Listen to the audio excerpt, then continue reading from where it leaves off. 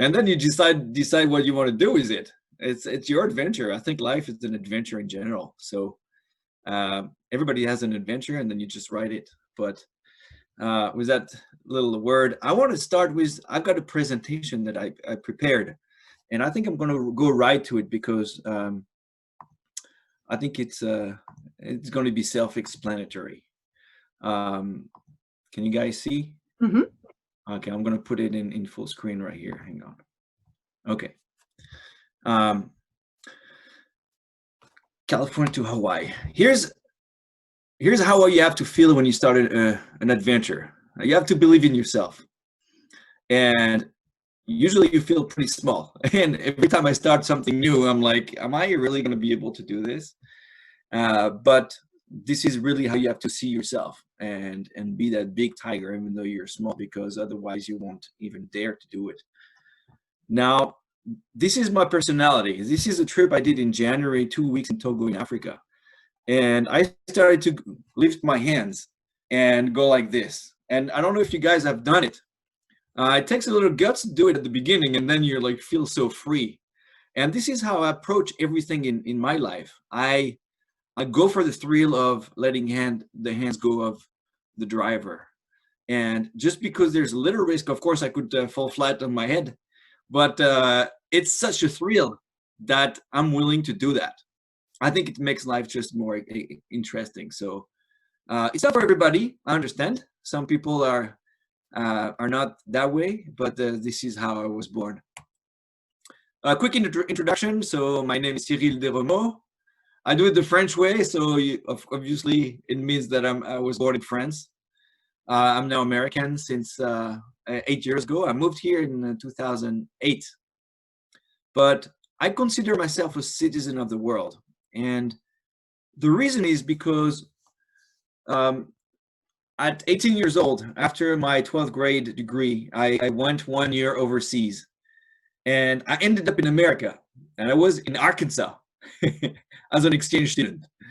And that actually was an amazing experience. It triggered the whole rest of my life, where I decided I love to be in a foreign country. I love to be in an environment that is not friendly. That means that it's not my culture. I love to learn languages. I love to meet different culture. And I just want to do more of this. And so after 18, I came back and stayed 2 years in France. And then I started to travel extensively, actually living overseas, not traveling. I lived 1 year in England, in Oxford, studying, and then I lived 1 year in Spain, and then 1 year in Paris, and then I moved to Italy in Milan for 1.5 years. And then after that, I did a trip around the world for 1 year, visiting 20 countries, backpacking. And then I love Brazil, so I moved to Brazil for 8 months, learning Portuguese. And in the end, so I learned all these languages. I speak 6 languages now. And after Brazil, I just decided to keep going. I found a job and I went in France for 2 years, and I moved in Argentina for 2 years. And that's how I got into the wine business. And then eventually in 2008, I moved to the US, and I stayed here for the last 12 years now. But I'm an entrepreneur, and that's for the business side, but I'm also an adventurer. That's a personal side. And I think those two, entrepreneur and adventurer, are very similar in the way that you have to believe, you have to have a vision, you have to believe in what you want to do, and you have to go for it. And also embrace uncertainty, because for both of those, you have to agree not to know all the answers. So I moved here in the US and lived in Santa Rosa. And I was in the wine business, so my job was to taste about 30 wines a day and help winemakers make better wine. So it's a pretty tough job. But then eventually, 2 years ago, I changed and I started a bunch of small companies just to be more of my own. So I created this company called On the Water 360. You might have heard. I sell paddling gear, PFDs and leashes and surf skis, etc. I also have a company called Avenue, where I import furniture from overseas, full containers. And I have another company just launched actually 2 days ago called Nua, and we import artisan pillows, really high quality textiles. So you can check it out. But this is not what I'm here for. I'm here to tell you the side of adventure, of maybe my more leisure side. I had never paddled before I moved to the US. I was a soccer player, but I guess, you know, since like Jessica said, I think I was seeking adventure everywhere I went. So I moved here, and a friend of mine said, well, you should go paddling outrigger. It's fun. So he invited me in the boat. And this is the club that, you know, Moloka'i Hoe, that is in Fort Baker. So we go out at the gate. We could stay in the bay around Angel Island. You're probably familiar. But so I'm up here in the front. And the reason I'm in the front is because I'm not the strongest of the crew, but just like in rowing, you're the stroker. You have a good pace. And you have a consistent rhythm, right? And then it's really important to have that consistency. So I'm not strong, I'm not very fast, but I can keep going. And they put me right there up front. And the first races I did was from 8 to 12 miles, you know, usually 45 to an hour and a half. And I remember I didn't know anything. Like the first time I had a race, I woke up, I think at 4 or 5 in the morning to have my pasta, to make sure I had, you know, the carbs that I needed. But, you know, I didn't know about hydration. I didn't know about anything. But I was pumped up for the race. And then, so that was in 2008. And then I had in line to go to the Moloka'i Hoe, which is an outrigger canoe. It's kind of the world championship from the island of Molokai to Oahu. And we got a crew together. I had to up my game. So I was training all year like crazy. How am I going to do a race of 6 hours? You know, it was like so big to me. But we crossed the channel and we arrived in Honolulu. It was such a pleasure, so amazing adventure with friends that I said I want to do it again. So the year after we went back, and you could see this boat is a koa canoe. It's made of the wood koa, and it's a traditional canoe. There's only 4 in each race, and there's about 120 boats every year. So it's a privilege in the Hawaiian culture to be able to cross with a koa canoe. So that's my second crossing of the channel. Loved it. Get better and a little bit more, and you know, knowledge in terms of nutrition, what to eat, when to eat, how often. Loved it. Again, all the friends, such a blast to arrive in Honolulu and have the lei around our neck. And then a year later, I said to my friends, well, how about we do a little bit longer? So the Moloka'i Hoe is 43 miles, and there's this race in Canada. It's 444 miles. It's called the Yukon River Quest. And so we looked into it. A friend had done it, and I convinced these 5 other friends to do it with us, and we did it in 43 hours. And again, every time, like a little tiger that I showed you earlier was like, how am I going to do 43 hours in a row? There's no way. You know, how do you train for that? What do you eat? What do you drink? What's the best way to working out without getting injured? But we had a blast, and in the end, I actually did pretty good compared to the others. They were much more experienced paddlers. I had paddled for 10, 15 years. But I guess my physique was not too strong, not too much muscle, and I just keep going again. So I started to get this pleasure of going ultra endurance, like longer and longer. So then I did a few races again. This is the Catalina race from Newport Beach. I did it 4 times, Catalina and back. I love this race. But then in 2012, I stumbled upon this website that says you don't have to be a rower to cross an ocean. Now, I had never rowed before. In 2012, that's when I was living in Santa Rosa. So I called the North Bay Rowing Club, and I said, I need a coach to teach me how to row. I have no idea. And in 2 years, in 2014, I'm going to be crossing the ocean. And thank you, Ned, for not thinking I was crazy. But yeah, we did go on the dock in the Petaluma River one super early morning, and he gave me my first lesson on sculling, and then a second lesson, and then he said, okay, well, you're good enough now. You train on your own. And I think for the next months, I went to almost every day in the morning early before work, because I was working in Petaluma and behind the Sheraton.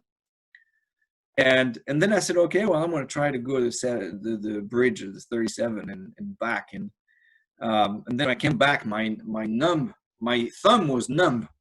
I said, okay, maybe my grip is still not very good. I need to improve a little bit of something here.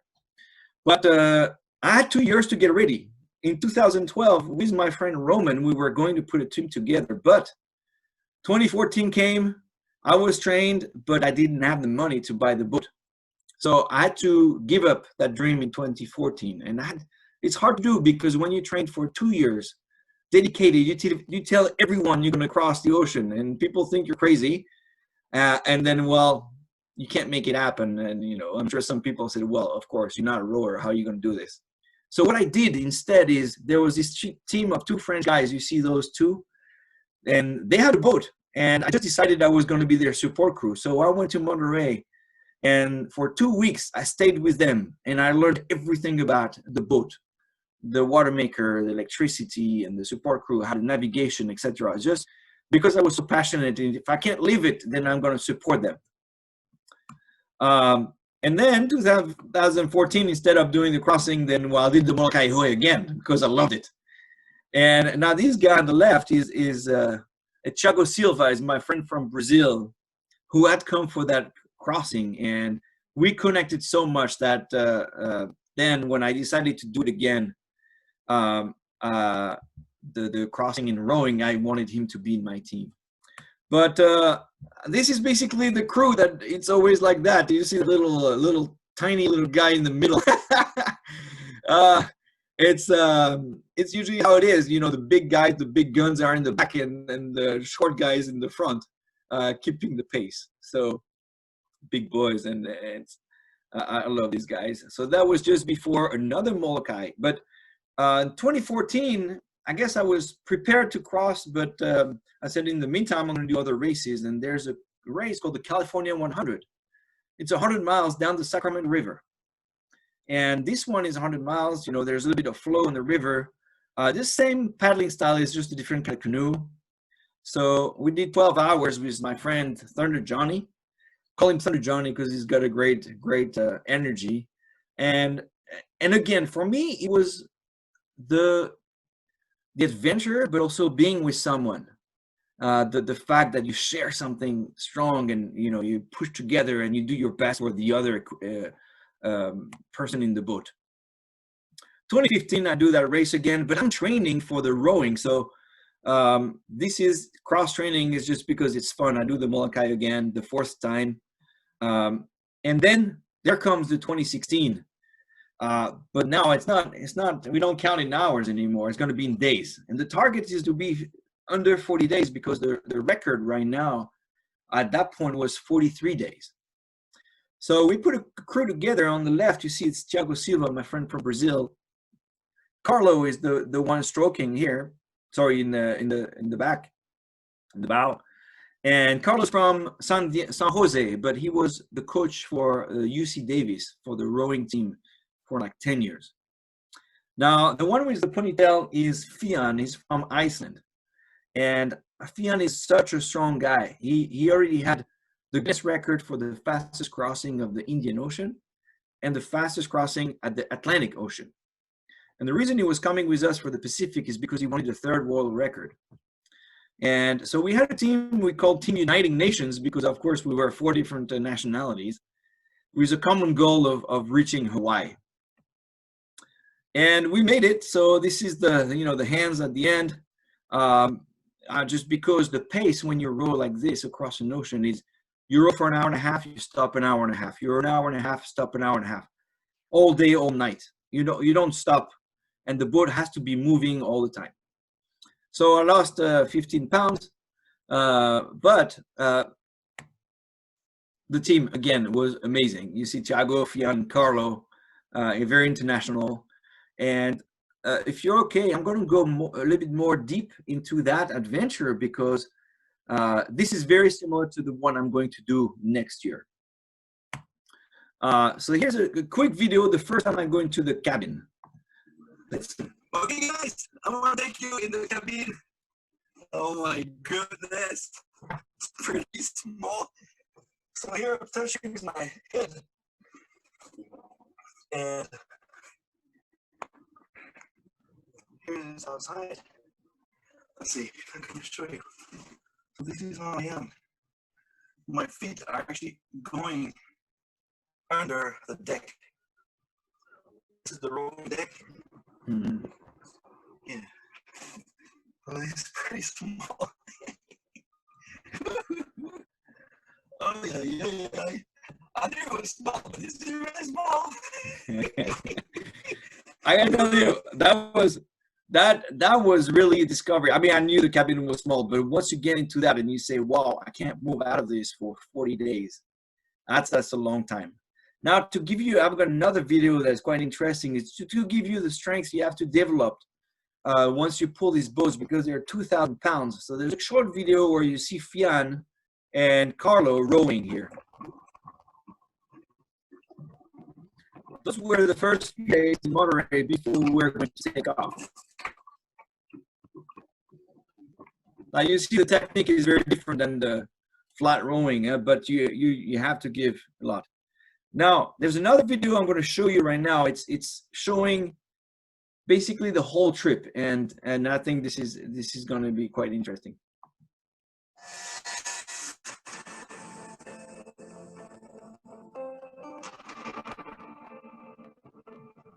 Preparing logistics, Monterey.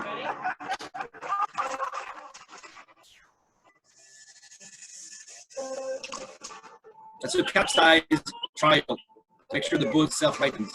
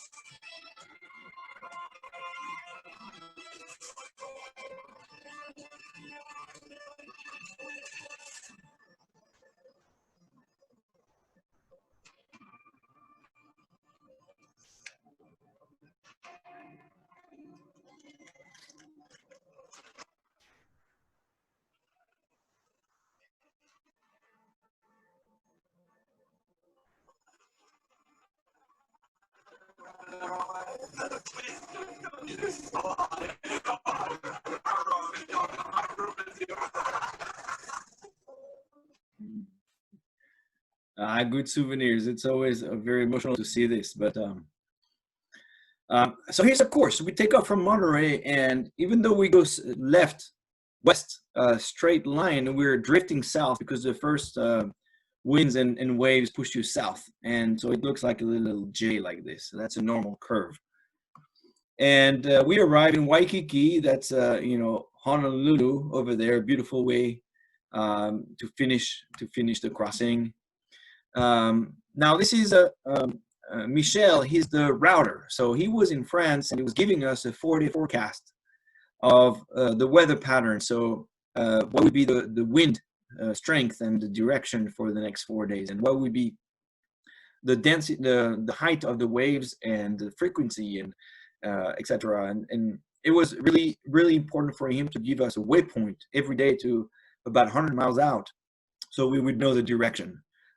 So for example, if you know that the next week you're going to have winds pushing you south, and you row a little bit further north, so you drift but you still get to where you want to go, right?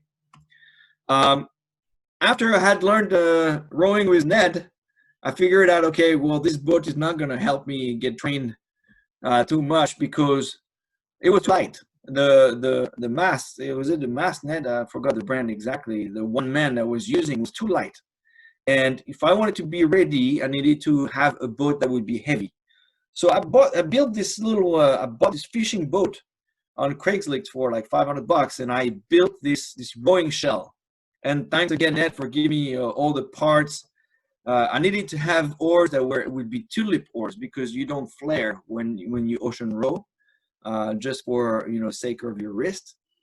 And with this friend, we built just this vessel. So it's the first time I go out of the bay with my make boat. And what I would do, I would I had a little outboard, but I would put it in the water so to add more drag. And also what I would do is add a PFD life jacket in the water with a leash, so I would have more drag as well, and it would actually help me steer. Well, you can probably see that my technique is awful, but that was the beginning. You gotta do what you gotta do. And I moved on a friend's houseboat in Sausalito, so I could go rowing at different times, day and night. And essentially, I would spend 2 or 3 hours a day the last 2 months out on the ocean, on the bay, just to get more feel by how is it to row at night, how is it to row when it's raining, when it's cold, when it's moving, etc. But then, as I put on the workouts, then I wanted to track everything. What would be, the best way to improve my fitness? So then I started to track everything. I'm a little bit detailed on all this, but I think it's the only way to get better to track your performance. Like, so for example, here you see on the rower, was doing 1 hour, and the average was 205, April 204. Our target was to get to stay at 2 minutes for the 500 meters for 2 hours. That was what we wanted to reach. And you could see here, it was probably at the end, I was pushing a little bit because I'm 150 and 29-second stroke per minute is too high. And so then I get better, and then I get a coach and say, well, you want to stay at 20, 21 stroke per minute or even lower, 19, but you want to reach that 2 minutes pace. So I reached it months prior to the crossing, and then after it was just about muscle mass, so it was just weights. Then getting ready was eat a lot. I had to gain about 20 pounds because I knew I was going to lose them, so it's eating a lot all the time. And it's actually not that pleasurable to eat too much. But getting all the certificates for the Coast Guard, for navigation at sea, for survival, for VHF training, there's a lot of things that go into that. But anyway, this is the whole team. We were part of the race. So there were 9 boats starting from Monterey, and this is a challenge. We had to be able to put that survival suit in less than a minute. Oh, it's kind of fun. I'm going to pass these. Before I left, I presented my project to all the schools in Santa Rosa. So on the left, it's a French-American school. I presented to 380 kids. Then 2 other schools at 440, and then 280 kids, so about 1,000 kids. And the whole idea is the following. This is when I did my trip around the world. I was 25, and I went to the same schools in my little town. And 5 years later, these 3 guys came to Santa Rosa, knock on my door, and they say, we're going around the world. This is the map of their trip. And they say, we're doing it just because you ignited the spirit of traveling in us. 5 years ago, they were 18, and now they were 23 doing that trip. And I thought it was so fantastic. This is why every time I do a trip or something, I'm very happy to share, just like I'm doing with you guys, and hopefully inspire you to do and follow your dreams and do your own adventure. This is the food we had to prepare for 40 days, 8,000 calories per day. That's a lot of calories, but we still lose weight because you eat a lot. It's not enough. You paddle, you row, day and night. And then you're cold and and then there we take off with the guys. Sunrise, sunset, amazing because they're 360 degree of horizon and you don't see the light after the first day. So beautiful. You go through storms. You got to be super careful, always being tethered to the boat, because if you fall, it could be fatal. But most of the time it was mostly flat, and or the wind was in the right direction with the trade winds, and it was just amazing to be out there on the ocean. Here's a picture where we knew we had a week to go, so we were skinny but super happy to go the last Monday, the last Tuesday, last Wednesday to row until we get there. We arrived at 2 o'clock in the morning at night. Super happy, you know, and champagne. We had the pineapple when we got there. You know, it's a little bit weird because you have that little sea legs and everything moves. We're on the dock and everything moves. But yeah, still, I mean, the best moment, I think, of just exhilaration. And I can't even explain to you what it means to arrive finally on land after 40 days of not shower, sleeping on a wet sleeping bag, waking up every 2 hours, never more than 45 minutes of sleeping. You know, eat freeze-dried food, nothing cold, no beer, no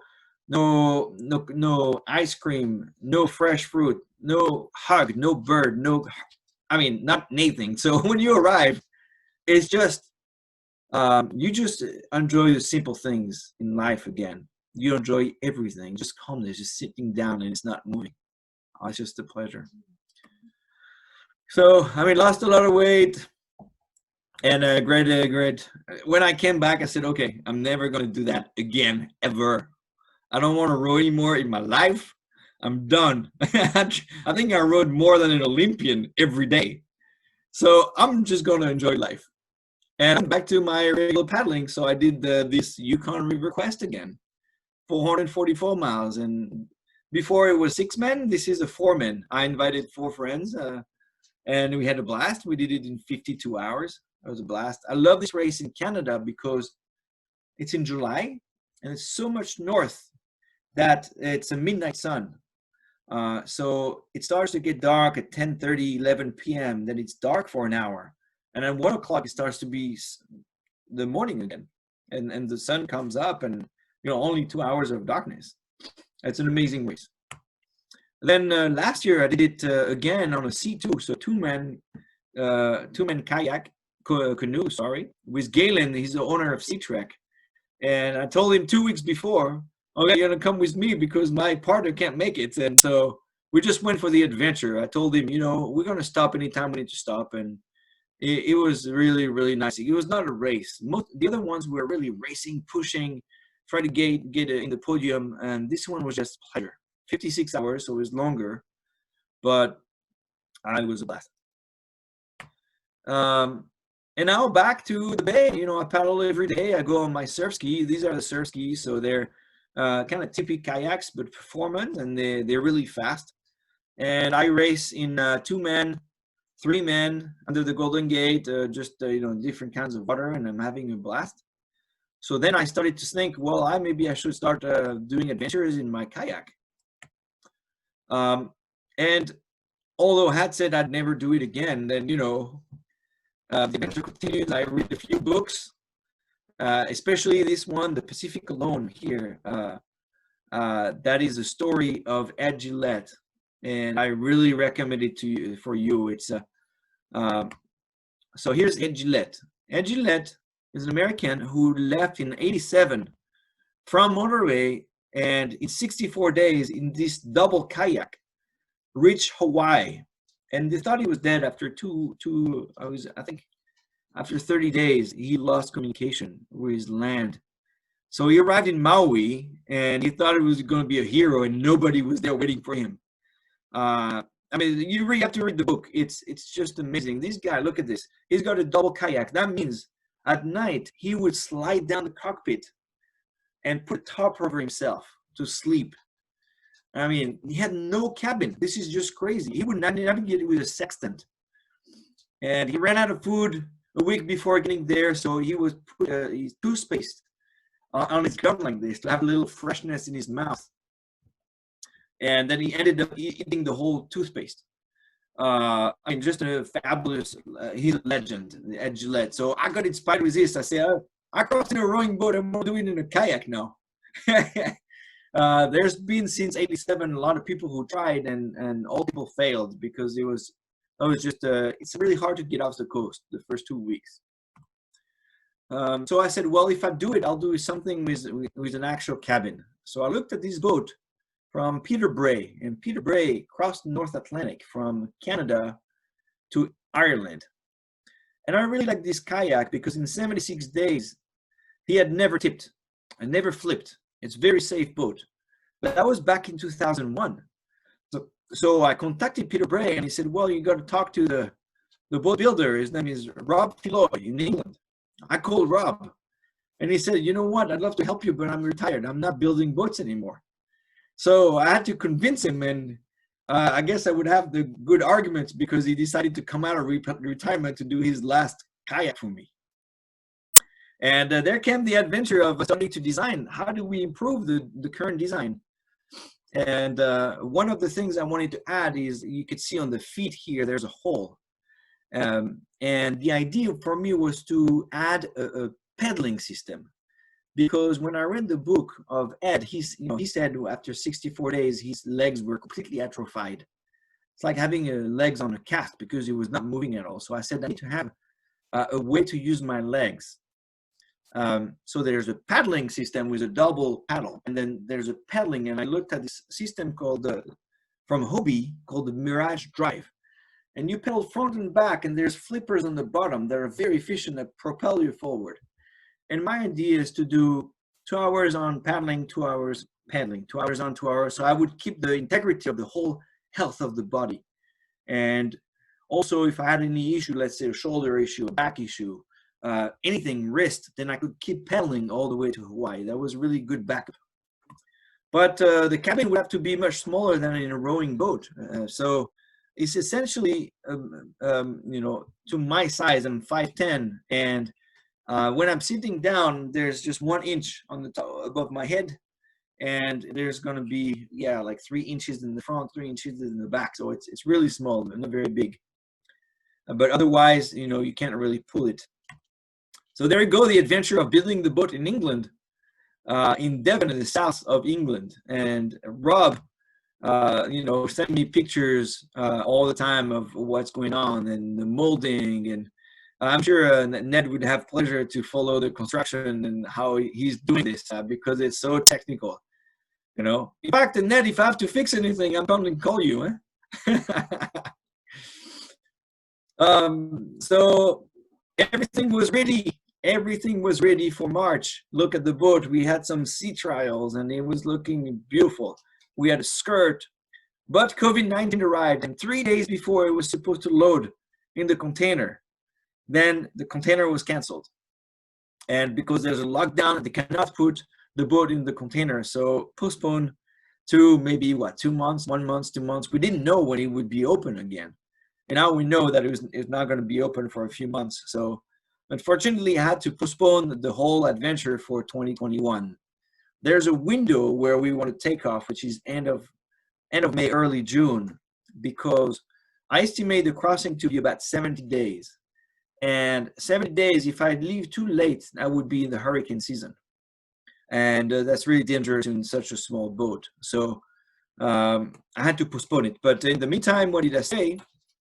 Well, I still had a great team, because what I learned is that you can't do a project like this alone. There's no way. I wanted to have the best team. So I had a boat builder, I had a physiotherapist, I had, it's much more, because once you're alone, you don't have a team to rely on. You just have yourself. You have to have people that help you get ready. So I put a few slides here of technical equipment in there. There's the GPS when I had to choose which one to buy. The survival raft. I have a one-man survival raft that would keep me maybe 48 hours if anything happens to wait for a container or some help. I decided to go with this. It's called the Yellow Brick. It's a tracking device. It's kind of similar to what I'm using right now. It sends information every 4 hours, my GPS, and you could follow me on a map. So that would be fun for people to follow my crossing.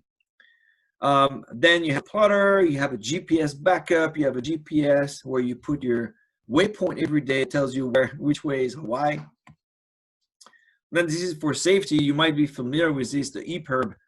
is an emergency positioning system where you press on it, and for 72 hours it sends information to where you are. Then you have another one, the PLB, that's on your PFD at all times. So if you fall in the water, you press that and it sends for 24 hours your position. Then this one on the right is called the EcoMax. It's a radar transmission device. Basically what it does, it sends your information to the big container ship so they know where you are. And it's actually scaled for container ship. They think I'm bigger than I am, just for safety. Then you have the sat phone, you have the GPS. I mean, it's a lot of gear that you have to have, the VHF, a backup of VHF. And then maybe an iPad to watch a few movies. If there's like 3 days of storm, I'm gonna have to stay put in there. So my idea was to download all the episodes of Seinfeld and watch them one by one. Because I wouldn't mind having storm if I can watch like a marathon of Seinfeld. Now this is an equipment that is very important. It's called the Power Survivor 40E. That's the watermaker. So the top one is the main watermaker. It comes with an engine, and the engine is connected to batteries, which is connected to solar panels, and that produces my water. So you turn it on, it takes the water from the ocean, it's reverse osmosis, and it creates water that I can drink. Now, if this one breaks for any reason, maybe I lose power, maybe something happens, the filter gets plugged, whatever, then I have a backup, which is the one in the bottom. And this one is manual. You can see there's a lever, and I have to pump. And that creates water. It's just painful, maybe an hour, you get a liter or something. But that's the backup for the water. Now, this time, I wanted to be really as fit as I could. So I got help with a really top guy.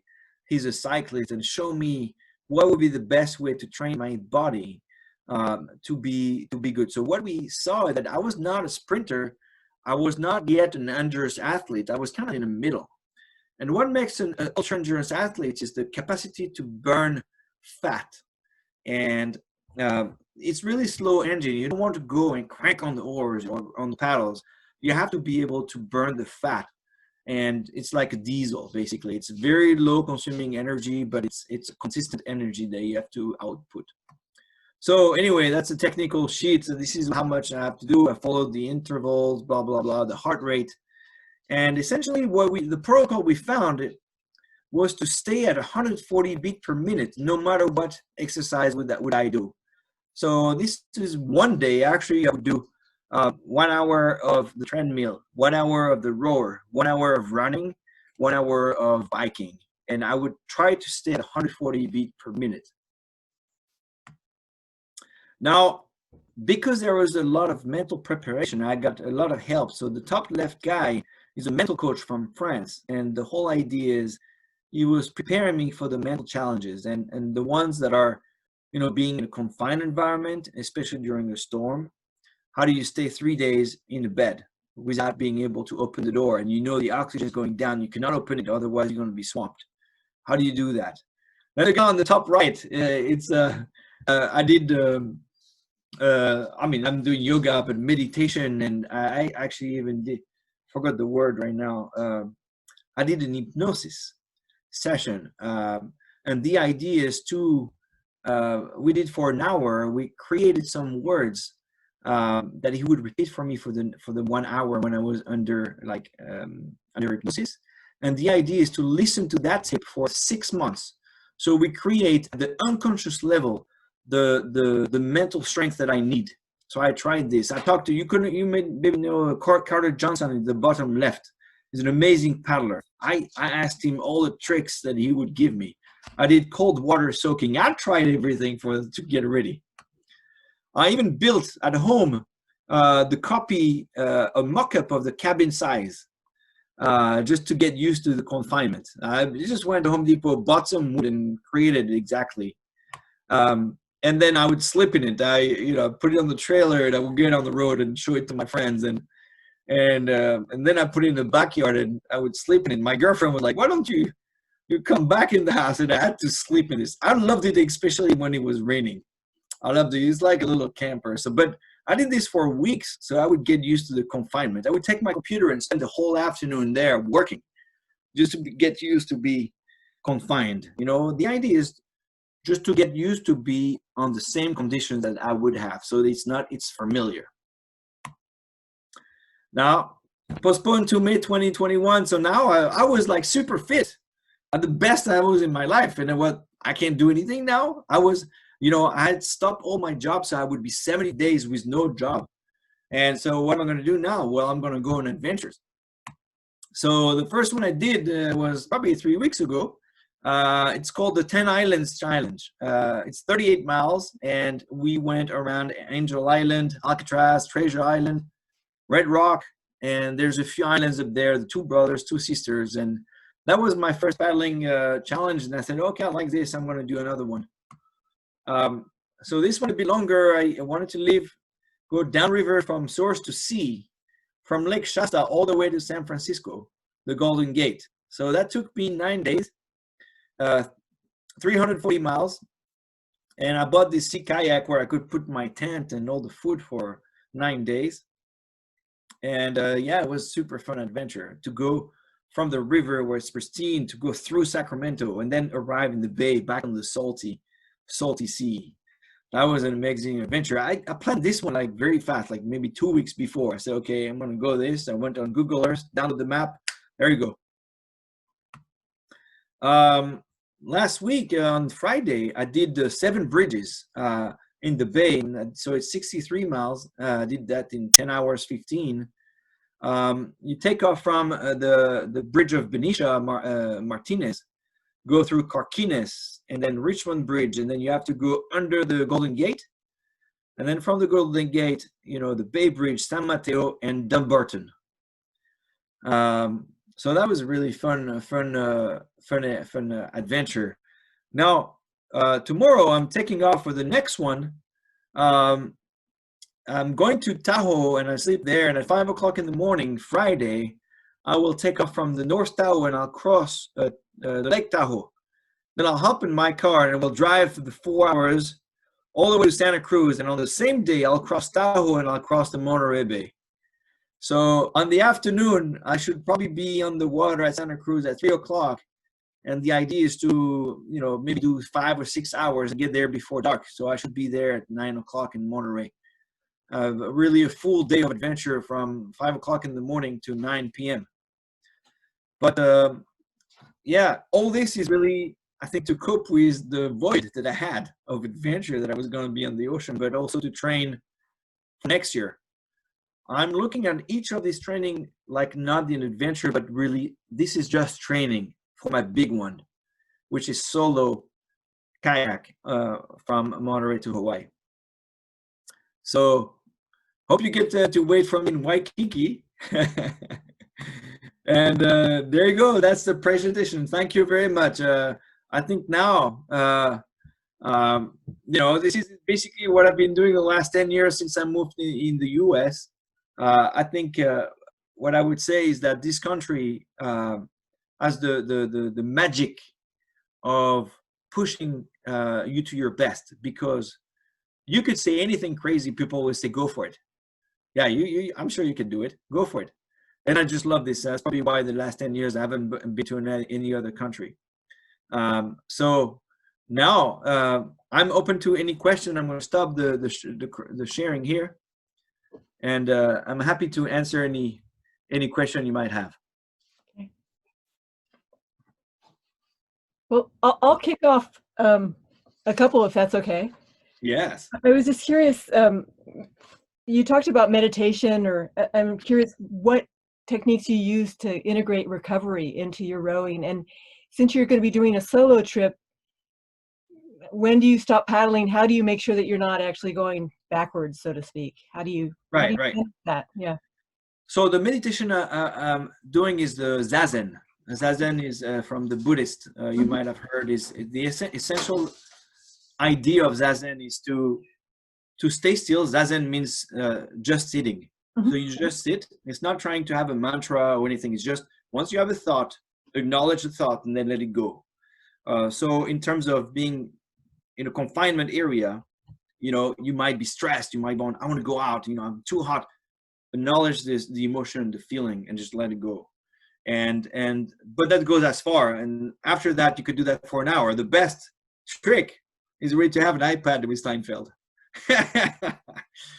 Now, regarding the pace, so on a rowing boat with a team, you row 2 hours on, 2 hours off, day in, day and night. You can't really do that solo. So the pace is, you wake up with the sun. Usually, I mean, I haven't done it yet, but to all the people I've asked, you paddle for an hour to get warm, then you have breakfast for half an hour. My idea is to keep paddling when I have breakfast, so I can use my hands and not lose time. Why? The idea is, okay, if you have breakfast, lunch, and dinner, if you stop 1 hour each, that's 3 hours where the boat is not moving. 3 hours times 70 days, that's a lot of hours. That's maybe a week and a half where you know, if you add it up, that you could shave if you just pedal easy when eating your oatmeal or whatever. So you pedal for maybe 3 hours until noon. Depending on the weather, if it's favorable, then you keep paddling. If it's you're really tired, you should take a nap for an hour or two when the sun is really hot. And then after, you paddle another 3-4 hours in the afternoon. When the sun goes down, if the wind is really good, it's pushing you, you're having a good average, you have to keep going as long as you can. And if you're tired, just go. I mean, that's going to be a choice that I have to make. But definitely sleeping is a big one. It's all about recuperation. The way I see it is you start with a potential, which is how you trained, how you are prepared mentally, nutrition, and your body is fit, how your boat is fit, how the weather is great. And then every day that passes, you decreases that potential. Right? So if you don't recuperate, you're tired, you're seasick, then you decrease that potential. All right, so sleeping is so crucial, and make sure you don't lose muscle mass. You make sure you recuperate, you stretch. So this is all the important thing to look for. And do you need to navigate around any parts of the Great Pacific Garbage Patch? No. So the first one I did, we didn't see it. What it is we didn't see that island like we always see. What I saw is,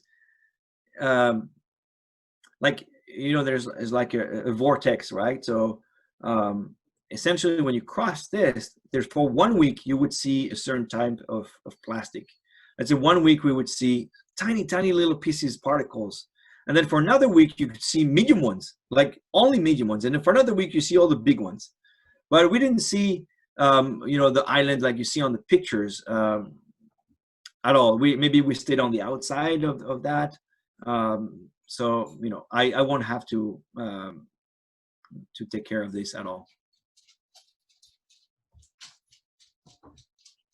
So would anybody else like to ask questions? You can either type them in the chat, or if you want to raise your hand, I'll unmute you to ask, or comments. Anybody? Okay, Shelley, I will unmute you here. Oh, you can unmute yourself. Thank you so much for this. This is very inspiring. Oh, excellent. I was just wondering, where would I go to find like-minded people who want to row an adventure like you did, like a Shackleton-style James Caird adventure? Sure. Okay, so I did it through a race called the Great Pacific Race. It's every 2 years. And the next one, this one was canceled this year, but it's actually starting from Sausalito in May 2021.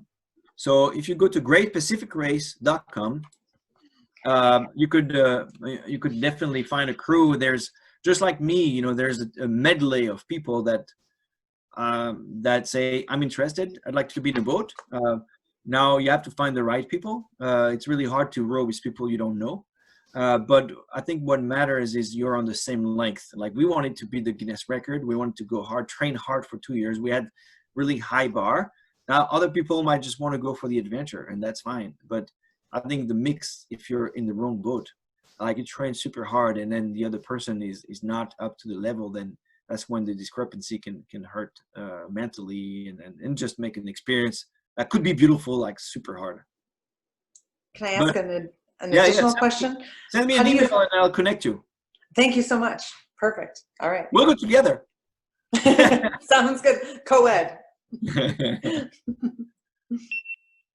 So there's a question here from Mary. What kind of animals, nature have you witnessed on your adventure? Okay, so the most beautiful is actually in the Moloka'i Bay. The day before we left, we saw a pod of 40 dolphins, and that was, wow, amazing. This is good luck. Let's go. But then once we were out at sea, we didn't see much of sea life from under. We saw, I think the most amazing was seeing the birds. After 3 weeks in the water, you could not see land for 3 weeks. There comes an albatross. There comes a ocean bird out of nowhere. How did they even find us? What are you doing here? What? It's like crazy. So that was, birds for me were the most beautiful. And my partners didn't even want me to even look at them. Keep rowing, keep rowing. I couldn't. So next time I go with my kayak, I'm going to take the time to watch those birds. You have to be all the way in the ocean to even see them, right? You don't see them. They're pelagic birds. So Right, yeah. That's fabulous. Beautiful. Okay, let's see. Anybody else? Yeah, I've got one. Let's see. Yeah, I've got one. How do we do it? Okay, you just speak. Go ahead. We can listen. We can hear you. Oh, Cyril. Yeah, boy, this is fascinating. But just one little question about Ed Gillette from Monterey, or took the trip. That wasn't Ned Gillette by any chance, the Olympian skier? No, it's Ed Gillette, yeah. In fact, you know what? I got in touch with him because I've got this old-fashioned spirit where I actually contacted him. I said, Ed, I would love to try to do the same thing as you, and I would like to ask you the permission. Kind of, you know, like you would ask the dad of your bride to take the hand of it. Exactly. Anyway, he said, Cyril, I don't think I can do that role. I'll let you do it. I tell you right now, but I will be there on the beach when you start. And he was going to be in Monterey, do the first few miles with me, because he lives in San Diego now. He's an older man. He was 37 back in '87. So, but he still paddles, and he was going to support me that way. And for me, that meant the world. I hope next year he's there, and you guys too. Anybody else? Cyril, would you ever do any other group, long distance group paddles or rows, or you're now wanting to do just solo long distance rows? No, I'll do it again, definitely. I'll actually go back to rowing. We're talking to a few friends to maybe do an adventure that hasn't been done before.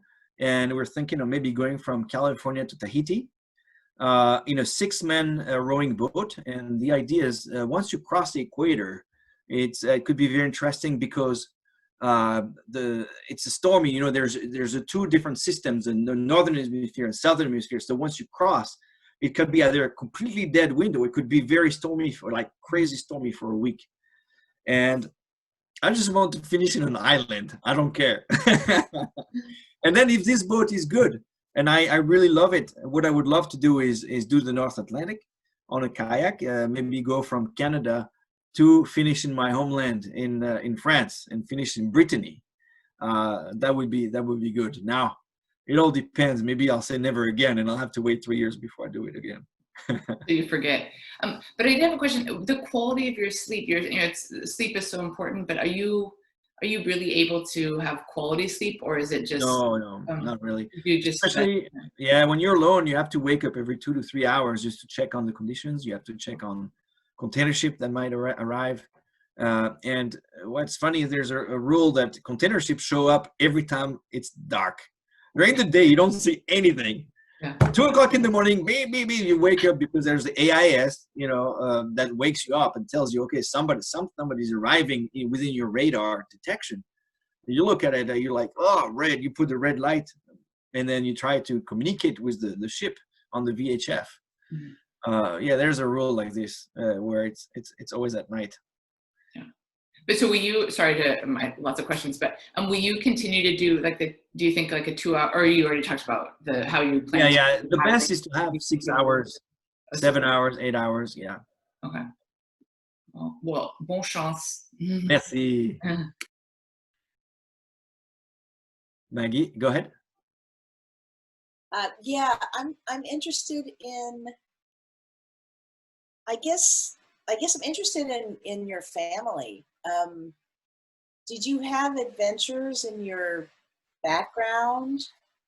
People in your No. ancestry who were interested in these No. kinds of seafaring adventures? I think it's the opposite. My dad is a cardiologist, and he came back at home at 8 o'clock every night, and he was taking care of old people that have heart disease. And I said, I'll never want to do that ever.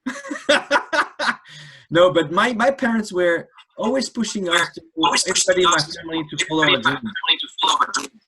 Yeah, and do things like this. So I guess every personality is different.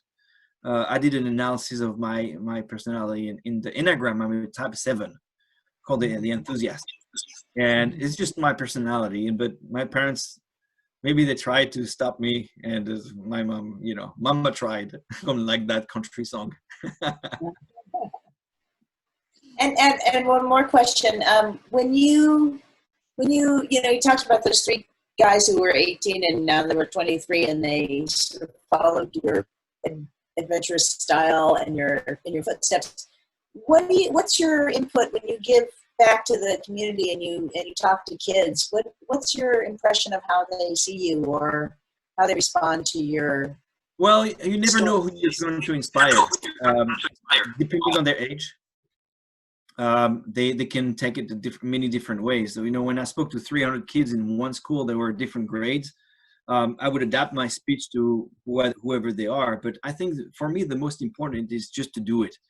Because nowadays, if you look at the average American kid, he wants to be Stephen Curry. He wants to be this guy he watches on TV, football player or the singer or whatever. But to me, okay, I've got this vision where these are bald eagles. They're really far high on the sky. You can't really connect to them.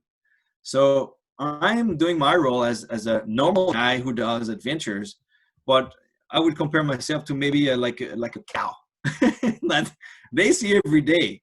But I've got cows with wings, and I'll tell them that they have wings too. They just have to use them as well. And it's a different way of trying to inspire people, more local, more human, I would say.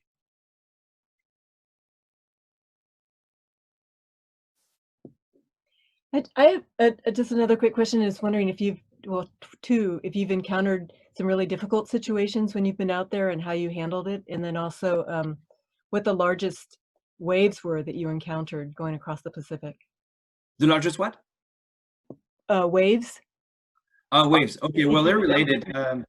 After a week, we had a storm coming up, because when you take off, you have to have a window of 4 days where the wind is kind of low and you can take off far away from the coast, or sufficiently enough so that the wind doesn't bring you back, because that's the coast that is dangerous. Once you're in the water, any kind of wave can be handled, even a storm. You put a sea anchor, which is basically a parachute, and the parachute will put you perpendicular to the wave, and you go up and down. Now, you might get seasick, you might throw up on there, but your life is not going to be threatened. So we had a really, really strong winds. And one night, I always remember, we had to take our shift, and Fian, he said, this is our chance everybody's going to put on the sea anchor and stop basically for 1 day. We're going to keep going. And I got to say that I didn't want to keep going. I wanted to put the sea anchor. But we kept going. We were going from 6 to 7 knots. The average day we were going 2 miles an hour, and this was like 6 to 7, middle of the night.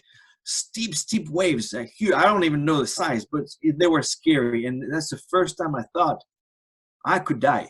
I mean, this was real. It was not because before that, the theory. Yeah, if you fall in the water, you're dead, or you could die. You flip, but this was real. I mean, you could see death in the eyes. It's like, fuck, excuse my French. It's that's real. And then you're not the same person, I think. But it's the way you cope with it is just to go through and your team members. And if you're alone, then it's just going to be, knowing that you're ready.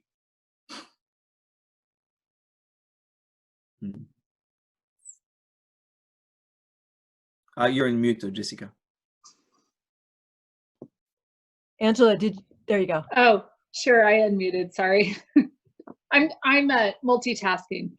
I was just saying that some of us watched the movie Losing Sight of the Shore with the women who rowed from San Francisco to Australia. Was that correct? Have you ever thought of doing that trek? No, I haven't thought yet. That's a super long crossing, and for me, it's hard to juggle with your professional life and paddling adventures. Even this is 70 days. It's 2 months and a half. You need 15 days before to get ready, 15 days after. So basically, you have to put your whole life on pause, and that costs a lot of money.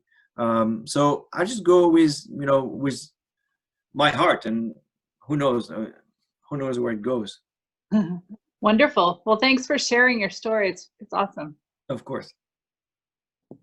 So any last questions, anybody? I think Cindy had one. Oh, okay. Cindy, you want to go for it? Hi, Cyril. I'm relating to your story. My husband and I helped someone sail a boat in the other direction from Hawaii to San Francisco. And that's definitely not the right direction. And we did hit some bad weather, but the sunrises and the sunsets were just amazing. I was wondering if you had a playlist besides Seinfeld. Oh, for music? Oh, yeah. I lived in Argentina and Brazil and in Arkansas, so I love country music. But it was okay. So here's the funny thing. Then my girlfriend's laughing in the back because okay, listen to this. When we were out on the cockpit or the deck rowing, we had to go and be tough and go hard. And when we go back into the cabin, that's a different feeling. I was feeling so cozy and completely safe. And the music I loved the most was the romantic music. So I had a few music of Celine Dion that I love to sing. It would make me cry and stuff. I love it. It's kind of ridiculous, but that's what I needed. And the equivalent in French song, in Italian song, in Spanish song, all the romantic ones, like where somebody falling in love and whatnot. Oh, yeah. That's great. Thank you. One more, yeah. It's me again. My two questions that I have left are, first of all, how do you choose what kind of boat you want to take on each adventure? And second, I noticed in your food regimen that you had Vega protein powder, which I have for breakfast every morning. So I was curious what kind of food you were restricted to or you chose to eat during your long adventure. Yeah, for sure. So for the vessel, there's the first rule for me is safety. I got two kids, 11 and 14, and also I love life and I don't want to die. So there's safety first. And like when I chose this kayak, it's the one that self-rightens. And there was a French guy here in the Bay that wanted to do something completely new, much more lighter, like a boat that would be on two hulls that would be similar to a catamaran. And that would have been amazing, probably much faster, but it's a new concept, it's a new design, and I wanted to go with a design that was safe.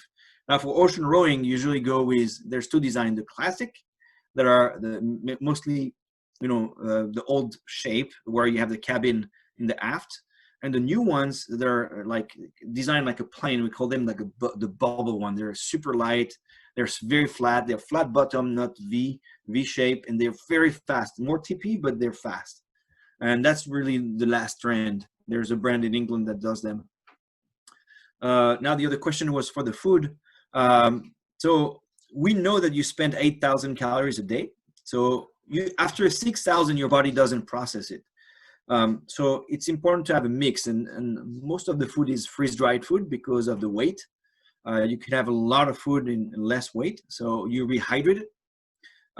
We heated the water maybe the first 3 days, and then we didn't want to spend time using the stove, so we just rehydrated. It's cold water. It doesn't matter if it's 2 o'clock, 4 o'clock, 6 o'clock in the morning, you eat pasta, whatever, it's nutrition, you put it in. But the Vega is just an attempt to have a liquid meal that would be easily digestible, and also to have our take of veggies and fruits and what you don't find in the freeze-dried food, basically. And there's a brand I'm working with now called Standard Process. They do compliments, and we'll come up with a series of compliments, because you push your body so much. You not only just lose weight, but you lose muscle mass, you lose all the vitamins, everything you have. So it's really important to have the right nutrients,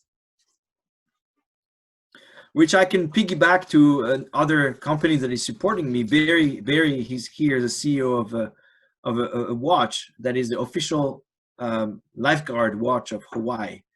And I'm really appreciating all these people that step up, and the way whatever way they can. They say, I'd love to help you, and this is how I can help you. And Barry, do you want to tell your side of why did you decide to kind of help me in my adventure? Well, thanks, Cyril. I'll be happy to do that.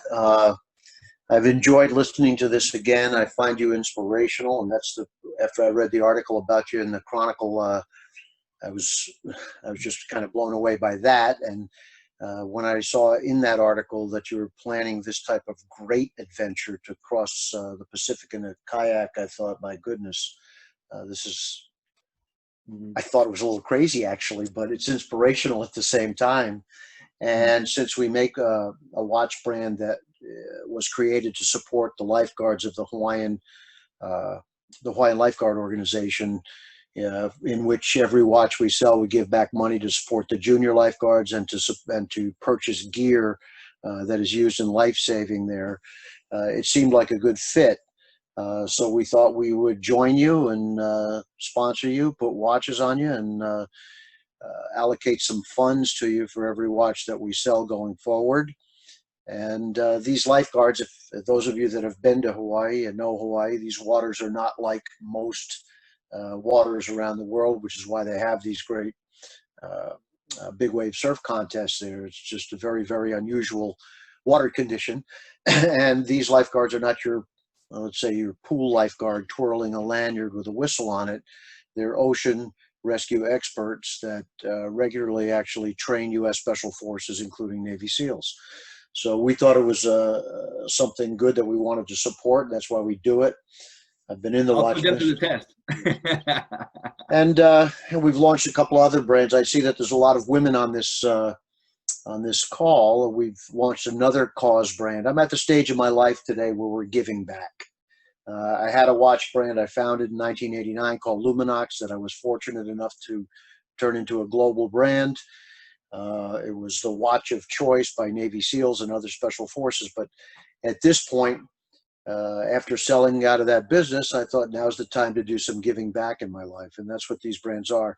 But I notice a lot of women on the call, so I'll mention a brand called Bio Watches that has been launched. And this was created to support women's empowerment specifically. With every watch that sells, we donate to organizations that support and foster empowerment of women. This epiphany hit me a couple of years ago when I saw the movie about Billie Jean King fighting for equal pay. And it was back in 1973. That was against Bobby Riggs in that tournament. I watched that tournament as a kid, and I was oblivious to what was going on because I grew up in a family with just a couple boys. But after seeing this movie, I thought, my goodness, that's a half a century ago, and we're still discussing fighting for equal pay. This is absurd. And then when I looked a little deeper, I saw the Equal Rights Amendment and the women getting the right to vote in 1920. And the Equal Rights Amendment has still not been ratified to the Constitution. Another thing that is equally absurd. There's a local politician here on the peninsula, Representative Jackie Spire, that is fighting to try and get this brought back forward again and get it to be part of our Constitution. So when I saw this kind of thing going on, I said, hey, there's not many things I know in life, but I've made watches for 30 years. So maybe I can use my experience and my knowledge of watches to try to generate some funds to support causes we believe in. So one of them is this lifeguard organization. Another one is women's empowerment. And the third one that we're doing is called 420 Waldo's watches. And that is to support medicinal cannabis, because I think at this point we realize that it seems to provide a lot of relief for a wide array of ailments. But yet the federal government still has it listed as a Class 1 felony, the equivalent of heroin. The states are way further ahead, with 33 states having legalized medicinal, And we think that's another valid cause to support. So again, this is what we do. In particular, for you, it's tied to Hawaiian lifeguards since you're going to end up in Hawaii. We will have the lifeguards there to welcome you, and we're working on a promotion to have these guys on surfboards there out on the water to welcome you when you arrive. I can put a little note on this right side for those of you that, if you care to look for any of these watches with the websites, and we extend a special offer to this group of 30% off on anything we make as just an offer to the group because they're affiliated with you. So I'll click that through, and if anybody's interested, please feel free to take advantage of it. We'd have to create a code, or I don't know how to do that. Or you know what? I can put my phone number in. If anybody wants to call, we'll take care of you. So that's it. We're proud to sponsor you. I think what you're doing is remarkable. It feels very similar to something like. You didn't mention the documentary, by the way. You should tell. Oh people yeah. that. That's an important thing. Yeah, everybody saw. I've seen Free Solo, right? And so it goes back to the. I mean, when people watch this on Netflix, they're super inspired. But it's a guy who's got so much talent and doing so much that you end up being like, oh, sweating and just looking at it. But I think 95% of people who see him think, I'll never do that. And so I would like to, I'm making a documentary, hopefully on Netflix or Hulu or whatever, Amazon Prime. We'll have to do that. But my idea is a little bit different. Is I want 95% of people watching to believe that they can actually do their own adventure, because I'm a regular guy. I paddle in Petaluma. I'm not. So, and it's just about like inspiring again the same effort that I was trying to do with the kids. And I think having a documentary just like Losing Sight of Shore could go a long way. So yeah, I'll do an effort, and anybody who wants to help in the process, please call me. Let's do this.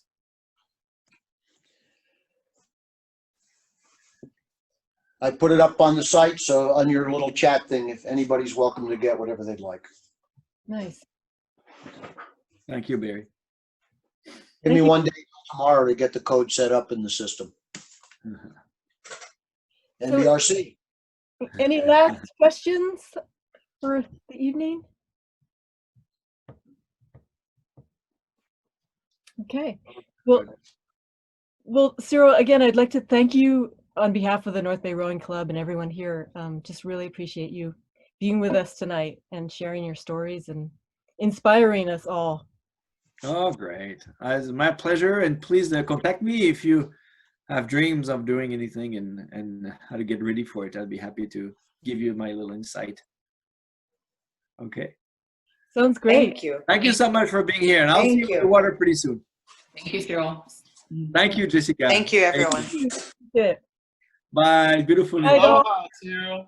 Bye. Bye, everyone. Good night. Bye-bye. Thank you. Thanks, Jessica. You're very welcome. Thank you for inspiring us to do this. Well, now we'll have to get a list of other people. So yeah, we have some good. Wonderful, you two. Thank you. Nice. Cool. All right. And anybody else who has suggestions, feel free. Okay.